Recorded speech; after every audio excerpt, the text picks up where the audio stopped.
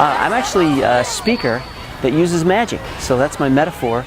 I was working for a local municipality in Ogden, Utah for many years and doing drug prevention. And I started using magic as a kind of a gimmick at first, but it turns out to be a really cool metaphor. This is part of the trick. How many of you are starting to get sucked into my illusion right here? Raise up your hands. All right, a few of you. Now, it does look an awful lot like I'm actually tearing this in a newspaper. In fact, if you listen carefully, you can almost hear the fibers of the newspapers as they're not being torn. How many of you can almost hear the fibers not being torn? Yeah, the magic metaphor is really, it's really pretty eclectic. I can talk about the dangerous and destructive illusions, right? The things that are keeping people from achieving their goals and breaking off a bigger chunk of life. Or I can talk about the real magic of making choices that are going to give you freedom. So this is really about freedom. This assembly is about making choices that are going to give you more options in the future.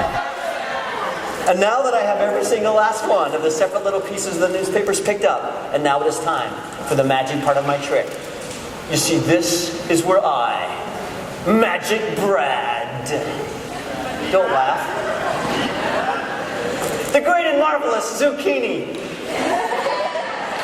in a sort of a barehanded fuse welding process, I will now attempt to recombine and reassemble the hopelessly shredded pieces of the newspaper until they're exactly as they were.